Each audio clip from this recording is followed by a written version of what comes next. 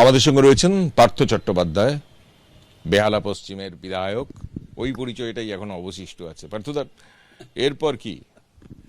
ওটা অবশিষ্ট আছে। আমি একটা রাজনৈতিক সচেতন মানুষ,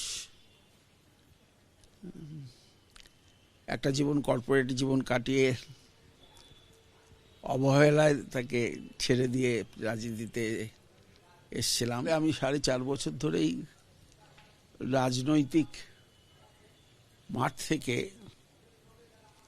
ক্রিকেটে যেমন হয় রিটায়ার্ড হাঁটছিলাম। তো এখন সমস্তটাই পর্যালোচনার মধ্যে আছে আমার। সবচেয়ে বেশি মূল্যায়ন হচ্ছে কিন্তু চাকরি চুরি, দুর্নীতি, আপনার কারাবাস, এইগুলোই বেশি মূল্যায়ন হচ্ছে। ইনফ্যাক্ট আপনার পার্টি তো, যার ফলে আপনাকে সাসপেন্ড করা হয়েছে। দেখুন, আমি তো সেদিনও দলের প্রতি আনুগত্য দেখিয়েছি, এখনো আমি আনুগত্যহীন নই। আমি সমস্ত বিষয়টার উপরে নজর রাখছি। বিধানসভা থেকে যেটা খবর হচ্ছে, তিনটে কমিটি, সেই কমিটিতে আপনার নাম রাখা হয়েছে। প্রথমত সেই বিষয়ে প্রতিক্রিয়া, আর আপনি বিধানসভা যাচ্ছেন কবে, যাবেন?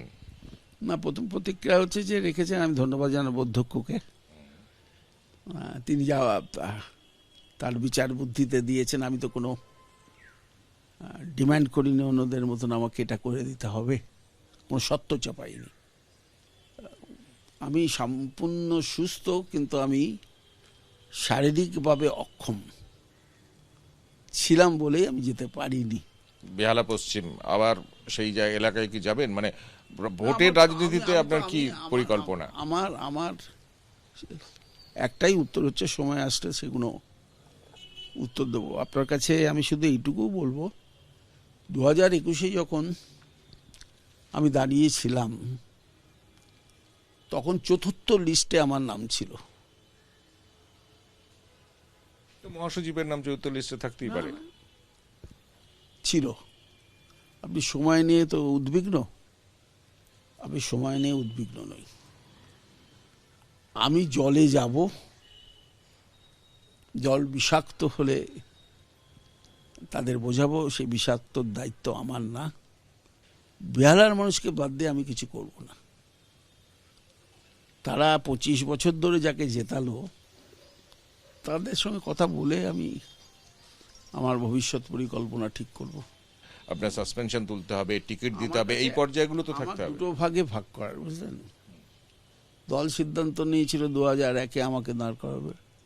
আমি তো জনগণের সঙ্গে কথা বলিনি, কিন্তু 25 বছর একই জায়গায় থাকে। আমি তো কোনো স্থান পরিবর্তন করে 25 বছর বিধায়ক থাকিনি। আমি 25 বছর একই জায়গায় থেকে বিধায়ক হয়েছি।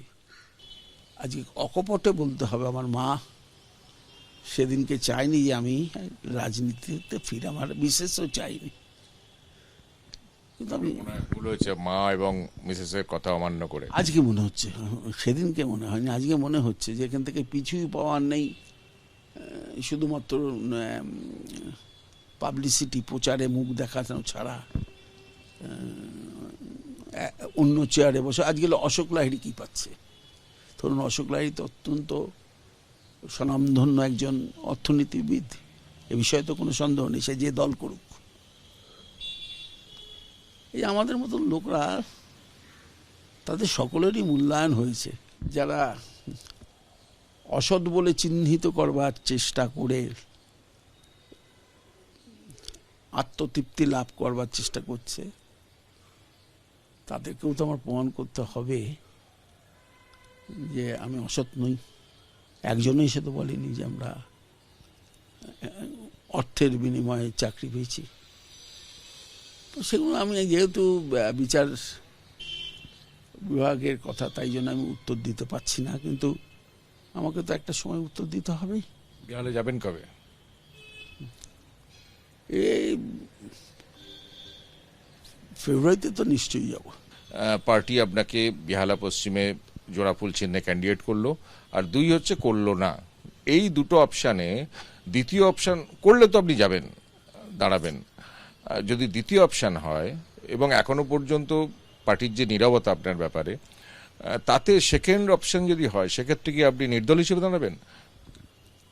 যে সময়কালে আমি এই সিদ্ধান্ত নেব, তাই জন্য হচ্ছে মুছে যাওয়া দিনগুলি বারে বারে পিছু টানে।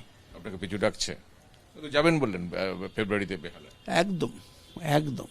কিন্তু এটা তো ফ্যাক্ট, সাধারণ মানুষের মধ্যে তো এই পারসেপশন তৈরি হতে বাধ্য, কারণ যেভাবে টাকা পাওয়া গেছে বা ছবি দেখা গেছে, এই পারসেপশন তৈরি হতে তো বাধ্য, এবং আপনার পার্টিও সেই পারসেপশন তৈরিতে সাহায্য করেছে। প্রথম কথা, আমি আবার বলছি একটা কথা, আমি এই বিষয় যেহেতু বিচারাধীন বিষয়, আমি কথা বলছি না। আমি শুধু বলছি যে সময় বলে দেবে সেসব কথা। বেহালার আমার দল যদি থাকে, তার পাশে বেহালার সাধারণ জনসাধারণও ছিল, যারা হয়তো আমার দল করে না। আমি প্রথমবার যখন দাঁড়িয়েছিলাম, তখন আমি 46% ভোট পেয়েছিলাম প্রদত্ত ভোটের। আমি যখন অ্যারেস্ট হলাম 2021-এ, আমি 52% ভোট পেয়েছিলাম। আমার দল কিন্তু 52% ভোট পায়নি। এই মানুষগুলো তো আমার সঙ্গে আছে, তারা আজও আছে, এটা আমার বিশ্বাস। হাজার প্রচার করেও ফেলে যাবে না, পিলারকে ভাঙা যাবে না যদি সে কংক্রিট ভালো হয়। এই পরিণতির জন্য দায়ী কে? আপনি নিজে? আমার কোনো সত্য নেই, চুপ থাকাটাই আমার সত্য। ভোটে নির্বাচনে লড়ারও একটা ইঙ্গিত দিয়ে রাখছেন। আমি বলছি যে সেইটা নিয়ে লড়ার ইঙ্গিত তো কোথায়? আমি এখনো কিছু সময় আসলো না, বেহালার লোকের সঙ্গে কথা বললাম না। যাকে যাকে লোক আসছে,